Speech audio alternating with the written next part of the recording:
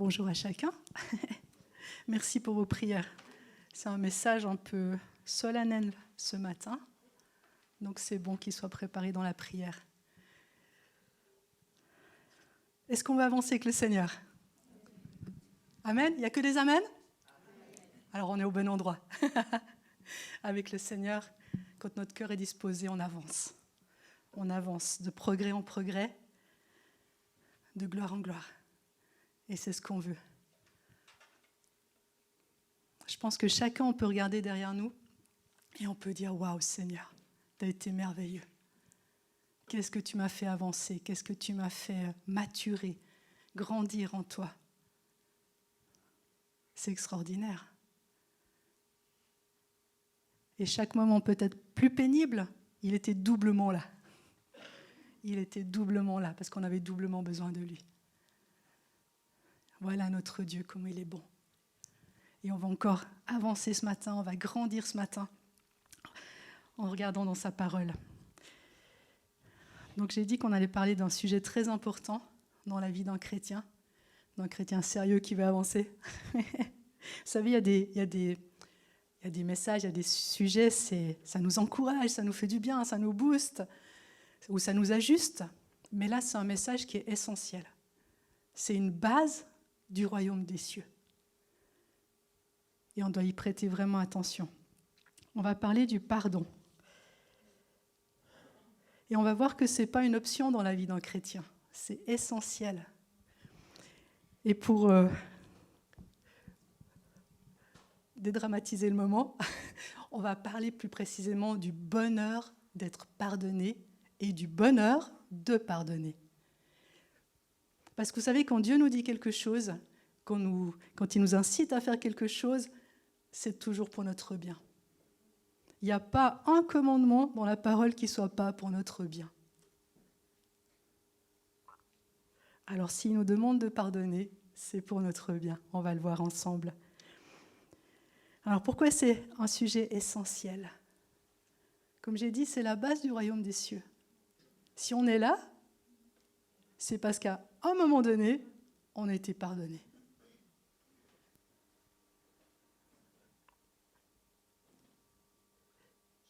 À un moment donné, on a été pardonné. Ça a été fait à la croix il y a 2000 ans et ça a été reçu par chacun de nous à un moment donné de notre vie. On a été mis devant le fait, on a compris que Jésus était mort sur la croix pour chacun de nous. On a compris que c'était l'amour de Dieu en action pour nous réconcilier avec lui et on a compris qu'il fallait faire le choix. Et on a fait le bon choix, on a accepté d'être pardonné, de lui demander pardon et d'être pardonné. Et ça a été le début d'une nouvelle vie, une nouvelle naissance. Ah, qu'est-ce que c'est bon! Je crois qu'on peut tous se rappeler ce jour, ou peut-être cette progression qui nous a amenés jusqu'à ce jour. Où waouh, on sait qu'on est pardonné. Hein? Il y a des choses qui sont un peu floues, mais ça, c'est pas flou. C'est une certitude sur laquelle on peut se poser et on peut construire tout le reste de notre vie.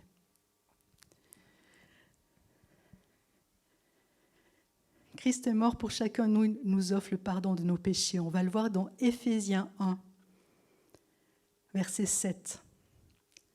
En Christ, parce qu'il s'est offert en sacrifice, nous avons été délivrés et nous avons reçu le pardon de nos fautes. Dieu a ainsi manifesté sa grâce dans toute sa richesse. Waouh! Dans toute sa richesse. Voilà la démonstration de sa grâce, de son amour. Sans ça, on serait toujours éloigné de Dieu et empêtré dans nos histoires, dans notre péché. Et puis ce qui est extraordinaire, c'est qu'il y a eu un moment T, où on sait qu'on a accepté Christ, mais tout au long du chemin, si je chute, si je suis faible, si je fais une erreur, l'accès au pardon est disponible. En tout temps. En tout temps. 1 Jean 1, verset 9 nous dit « Si nous confessons nos péchés, il est fidèle et juste pour nous les pardonner et pour nous purifier de toute iniquité. Si nous confessons nos péchés, c'est pas, on n'a pas trois chances, autant d'opportunités, puis après, pip, fini. Non. Non. Autant de fois que cela sera nécessaire, nous avons accès. Accès. Et il est fidèle et juste pour nous pardonner, nous purifier. Alléluia, quelle grâce. Et il est dit que quand c'est pardonné, il ne s'en souvient plus. Notre Dieu ne s'en souvient plus. C'est pas qu'il a mauvaise mémoire. Non, non, il sait le nombre de nos cheveux. Imaginez la mémoire qu'il a, ça change à chaque instant. Il décide de ne plus s'en souvenir. Oh, moi ça me fait du bien. Ça me fait du bien de savoir que chaque fois que je viens vers Dieu, Seigneur, pardon. C'est OK, on continue. On continue. Et plus on continue avec lui, plus on devient fort. Et moins on chute. C'est bon, c'est bon. N'hésitons pas à courir dans les bras de notre Père quand c'est nécessaire. Certains, ils sont tellement honteux, se sentent coupables. Oui, je ne minimise pas le péché. Christ est mort pour mon péché. Mais il y a sa grâce. Et de grâce en grâce, on avance. On avance. Quand nos enfants, si on en a eu, apprenaient à marcher, on ne lui donnait pas une claque parce qu'encore il était tombé. Non, on le relève. Vas-y, tu as fait 3 pas de plus cette fois, continue. Tu vas bientôt arriver à courir sans t'arrêter. C'est ça notre Père. Il nous relève, il nous encourage. Et on avance. Alléluia. Et on est au bénéfice de ce pardon. La démonstration de l'amour de Dieu pour nous est de nous avoir offert le pardon. Et une démonstration de notre amour pour Dieu est d'offrir le pardon autour de nous. La démonstration de l'amour de Dieu pour nous est de nous avoir pardonné. Et une démonstration de notre amour pour Dieu est d'offrir le pardon autour de nous. Et on va y aller. On a bien compris qu'on est pardonné, combien c'est bon, combien nous sommes bénis, privilégiés. On va lire la parabole du serviteur qui refuse de pardonner. C'est dans Matthieu 18, verset 23. C'est pourquoi le royaume des cieux est semblable à un roi qui voulut faire rendre compte à ses serviteurs. Quand il se mit à compter, on lui amena un qui devait 10 000 talents. Comme il n'avait pas de quoi payer, son maître ordonna qu'il fût vendu, lui, sa femme, ses enfants et tout ce qu'il avait, et que la dette fût acquittée. Le serviteur, se jetant à terre, se prosterna devant lui et dit : « Seigneur, aie patience envers moi, et je te payerai tout. » Ému de compassion, le maître de ce serviteur le laissa aller et lui remit la dette. Waouh, il a eu chaud, lui. Après qu'il fut sorti, ce serviteur rencontra un de ses compagnons qui lui devait 100 deniers. Il le saisit et l'étranglait en disant : « Paye ce que tu me dois. » Son compagnon, se jetant à terre, le suppliait, disant : « Aie patience envers moi et je te payerai. » Mais l'autre ne voulut pas, et il alla le jeter en prison jusqu'à ce qu'il eût payé ce qu'il devait. Ses compagnons, ayant vu ce qui était arrivé, furent profondément attristés. Et ils allèrent raconter à leur maître tout ce qui s'était passé. Alors le maître fit appeler ce serviteur et lui dit : « Méchant serviteur, je t'avais remis en entier ta dette, parce que tu m'en avais supplié. Ne devais-tu pas aussi avoir pitié de ton compagnon, comme j'ai eu pitié de toi ? » Et son maître, irrité, le livra au bourreau jusqu'à ce qu'il eût payé tout ce qu'il devait. C'est ainsi que mon Père céleste vous traitera si chacun de vous ne pardonne à son frère de tout son cœur. Waouh, c'est dur. Le premier serviteur, il devait 10 000 talents. 10 000 talents, à cette époque, c'était 20 ans de travail. Il était mal pris, le bonhomme. 20 ans de travail. Et il obtient compassion. Et on lui dit, c'est bon, ta dette est acquittée. Waouh! Il a eu chaud et il repart libre. Libre, hein?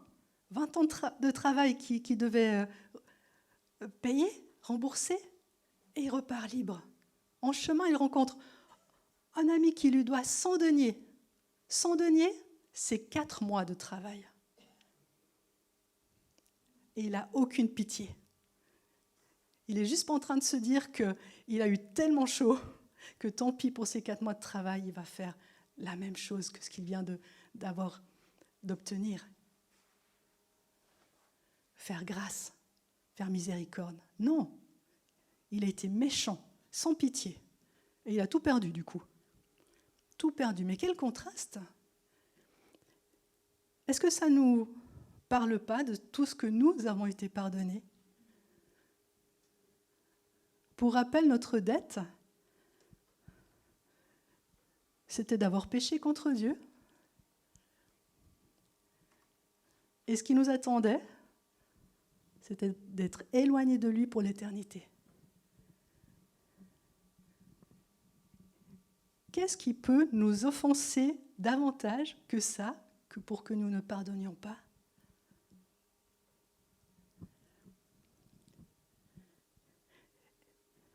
Et Jésus a institué aussi, quand il a enseigné le Notre Père, la prière du Notre Père, dans Matthieu 6, 12. Il a prié « Pardonne-nous nos offenses, comme nous aussi nous pardonnons à ceux qui nous ont offensés. » Jésus nous a donné un modèle. Pardonne-nous nos offenses, et ça, Dieu le fait, comme aussi nous pardonnons à ceux qui nous ont offensés. Nous avons besoin du pardon de Dieu. Et à notre tour, pardonnons à nos offenseurs. Je l'ai dit au début, ce n'est pas optionnel. Ce n'est pas si vous en avez envie, si le temps est clément, quand vous êtes de bonne humeur. Ce n'est pas optionnel. C'est le fonctionnement de tout enfant de Dieu. Et ça doit vraiment devenir notre style de vie. Pierre, notre ami Pierre de la Bible, il s'approcha un jour de Jésus et lui dit, dans Matthieu 18, verset 21, « Seigneur, combien de fois pardonnerai-je à mon frère lorsqu'il péchera contre moi ?» Pas si, c'est lorsque. Ça arrive, hein. Attendrons-nous à ce que notre frère pêche contre nous. Lorsqu'il péchera contre moi, sera-ce jusqu'à 7 fois? Jésus lui dit, je ne te dis pas jusqu'à 7 fois, mais jusqu'à 70 fois 7 fois. J'aime les maths, vous savez, 70 fois 7, 490 sur une journée, c'est toutes les 2-3 minutes. 2,9 minutes. Ça doit être lassant, hein? Imaginez que toutes les 2 minutes, quelqu'un va dire « Excuse-moi, oui, pas de souci, je t'excuse. Ah, excuse-moi, 2 minutes après. » On n'a pas besoin d'avoir le chronomètre en main, mais ce que Jésus voulait dire, c'est que ça doit être un style de vie. On doit toujours être...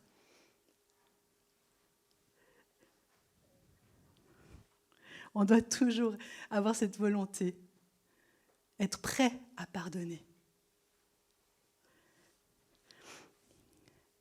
Et quand on nous a fait une crasse, vous savez, notre chair, elle n'est pas prête à pardonner. Si vous êtes comme moi, ma chair, elle crie à l'injustice, elle crie à la vengeance, elle crie à « Oh ! Oh !» Mais on ne marche pas selon la chair. Marchez par l'esprit et vous vivrez par l'esprit. La chair, elle nous joue des tours. Tant mieux qu'on a la chair. Et on doit en prendre soin. On doit prendre soin de nos corps. On doit être attentif à avoir des émotions saines, mais obéissant à la parole. toutes les 2 minutes s'il le faut, pardonnons autour de nous. Pardonnons, pardonnons, pardonnons. Même si je n'ai pas envie. Pardonnons. Ce n'est pas une question d'envie ni d'émotion, c'est une question de choix. De choix. Vous savez, toute notre journée, c'est une question de choix. On choisit ceci, on choisit cela, on prend une décision comme ci, une décision comme ça. Choisissons de pardonner quand c'est nécessaire. Quand quelqu'un nous cause du tort, on a donc 2 choix. La première, c'est de ne pas pardonner. On choisit de ne pas pardonner ou on croit qu'on n'a pas la force de pardonner. Mais on se rend rapidement compte que le non-pardon, ça va engendrer la rancœur, l'amertume, la propre justice. Et que la blessure initiale, parce que quand on a besoin de pardonner, c'est qu'on nous a fait du mal, mettons les choses claires, c'est pas pour rien. Mais la blessure initiale, elle va s'infecter. Si on n'enlève pas l'épine, ça va s'infecter. Et on va ressasser ça, on va ruminer ça, et ça va nous ronger. Est-ce qu'on a déjà croisé des gens qui sont aigris, et quand on creuse un petit peu, c'est parce qu'il y a des années, il y a eu ci ou il y a eu ça. On dit, mon Dieu, mais jusqu'à quand ? Je ne minimise pas l'offense. Je ne minimise pas. Ça peut être des petites offenses qu'on vit dans notre quotidien, mais ça peut être des drames. Je ne minimise pas. Personne qui a vécu un traumatisme dans son enfance, qui a été horriblement malmenée, je ne minimise pas. Et Dieu ne minimise pas non plus. Mais tant qu'il y a une racine de non-pardon, tant qu'on ne lâche pas l'os, il n'y aura pas la guérison que Dieu veut accomplir.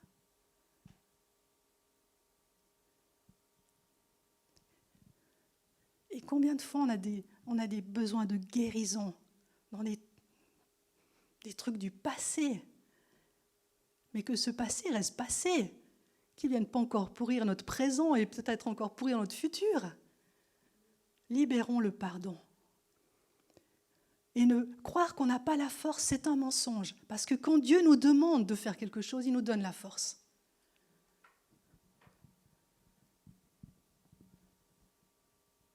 Choisissons juste de le vouloir. Dieu va nous aider. Dieu va nous aider.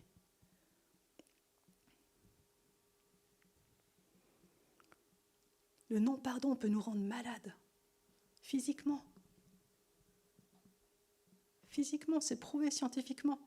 Le non-pardon peut rendre malade. Et qui souffre dans l'histoire ? Si je ne pardonne pas, c'est moi. La personne qui m'a offensée, soit elle s'en est pas rendue compte, soit elle le sait, mais elle m'a oublié depuis bien longtemps. Peu importe ce qu'elle devient. Mais la personne qui souffre, c'est moi si je ne pardonne pas. Prenons cette décision de pardonner avec l'aide de Dieu et de passer à un autre chapitre. Parce qu'une fois qu'on pardonne, l'épine est enlevée et Dieu va guérir. Dieu va panser la plaie. Et quand Dieu pense une plaie, oui, il y a peut-être une cicatrice, on sait. On n'est pas bête, on sait ce qu'on a vécu. Mais quand on touche, ça fait plus mal. Ça fait plus mal. Si on laisse pas Dieu intervenir en libérant le pardon, chaque fois qu'on touche, on saute en l'air. Des personnes sautent en l'air à côté de nous. Mais attends, il y a quoi ? Pourquoi une réaction aussi exagérée, pourquoi ça lui fait tellement mal ? Ça n'a pas été traité. Et on ne veut pas avancer en tant que chrétien, on ne veut pas avancer en boitant parce qu'on a mal ici, on a mal là. Non, laissons-nous guérir par le Seigneur. Laissons-nous transformer, fortifier pour aller de l'avant. Il y a tellement de choses qui nous attendent en avant. Perdons pas de temps avec des vieilleries, s'il vous plaît. Quelle que soit l'horreur du problème, je répète, je ne minimise pas. Et s'il y a besoin d'aide, demandons de l'aide. Mais ne restons pas avec des boulets aux pieds. Hébreux 12, verset 15. Veillez à ce que personne ne passe à côté de la grâce de Dieu, qu'aucune racine d'amertume ne pousse par le non-pardon et ne cause du trouble en empoisonnant plusieurs d'entre vous. Déjà nous et autour de nous.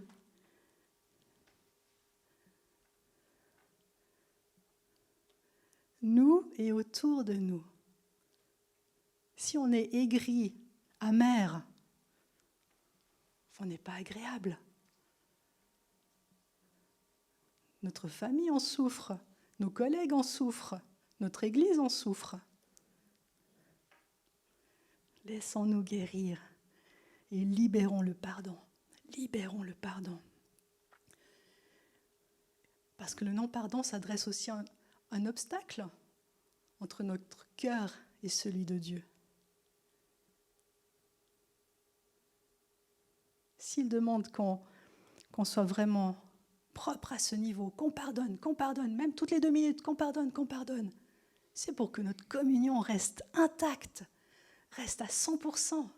Pas de... Vous savez, quand on cherchait à l'époque une fréquence radio, il y avait des petits grésillements, jusqu'à ce qu'on arrive sur la bonne fréquence, pile poil. Qu'il n'y ait pas de grésillement dans notre relation avec le Seigneur. Et c'est une des façons d'enlever ces grésillements. Pardonnez. C'est Dieu qui fait justice. C'est Dieu qui fait justice, pas nous. Et on va prendre la deuxième option, celle de pardonner. Le bonheur de pardonner. Je choisis d'obéir à Dieu qui me demande de pardonner comme lui-même m'a pardonné. Les actes d'obéissance sont toujours bénis. Toujours.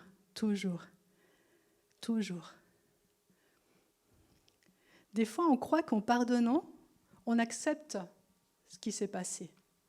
On accepte le comportement de telle ou telle personne. On accepte la situation. Non. C'était injuste. C'était méchant. Et même si c'était grave, la justice fera son travail.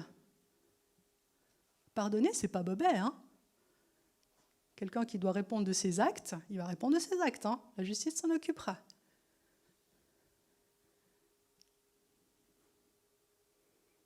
Ça ne veut pas dire qu'on accepte. Ça veut dire que nous, on ne veut pas rester avec ce boulet au pied. On ne veut pas rester avec cette épine dans le corps. Et on fait confiance au Seigneur, que lui va régler la situation, que lui va faire justice. Et on est libre. Alléluia. On est libre. Ou des fois, on pense, si je pardonne, il va falloir que je devienne de nouveau ami avec. Non. Moi, il y a des personnes qui m'ont offensé, je n'ai pas du tout envie d'être amie avec. Et je crois que je suis normale. Si c'est des personnes malsaines, on s'en éloigne, il n'y a pas de souci. Dieu ne nous demande pas d'être amis avec tout le monde. Il nous demande de vouloir du bien à tout le monde, de prier pour tout le monde, même nos ennemis, même pour ceux qui nous font du mal. Mais si c'est une personne qui est néfaste pour nous, on garde nos distances. N'ayons pas peur que si je vais pardonner, je vais devoir la supporter tous les jours. Non. Mais moi, je ne veux rien garder d'amertume dans mon cœur. Et Dieu va se charger d'elle. Peut-être qu'un jour, on se reverra, peut-être qu'elle aura changé, moi j'aurai mûri aussi, et on ne sait pas. Ce qui est important, c'est de pardonner. Nous, aujourd'hui, on est égoïstes, c'est nous. Nous, on doit garder nos cœurs purs, pour avancer sans amertume. Alléluia. Gardons pas des poids à nos pieds. Éphésiens 4, verset 32. Soyez bons et compréhensifs les uns envers les autres. Pardonnez-vous réciproquement comme Dieu vous a pardonné en Christ. Paul le disait aussi. Libérez le pardon. Libérez le pardon. C'est vous que vous libérez avant tout. Pardonnons. Pardonnons. Pardonnons. Et Dieu est juge. Juste juge. Si on doit s'éloigner, il aurait pu me dire « Ouais, Joanne, bon, stop, ça suffit. » Et il m'aurait ouvert une porte ailleurs. Mais je n'avais pas ce goût. Donc on attend et on verra ce qu'il fait. Et ce qu'il fait, c'est merveilleux, les amis. C'est merveilleux. Alléluia. On va aller loin. Vous savez qu'on va aller loin? Vous savez que Dieu a des projets juste extraordinaires pour vous? Pour moi? Oui, oui, les jeunes, mais réjouissez-vous. La vie est belle avec Christ. Vraiment. Vraiment. Et nous aussi, on a un peu plus d'âge, mais la vie est belle avec Christ. Il y a des belles choses qui nous attendent. Alors ne nous embarrassons pas de futilité, de choses qui nous énervent, qui nous freinent dans notre marche. Et le non-pardon, c'en est un. Vraiment, s'il vous plaît. Si en ce moment même, vous pensez à quelque chose qui n'est pas réglé encore, ou que le Saint-Esprit, des fois on sait très bien, des fois on sait très bien ce qu'on ne lâche pas. Et des fois c'est peut-être plus subtil, et c'est le Saint-Esprit qui va nous montrer. Oh, une tape sur l'épaule, et là, c'est pas réglé là. Laisse-moi le régler. Laisse-moi t'aider à le régler. Mais ne lui résistons pas quand il nous interpelle. Amen.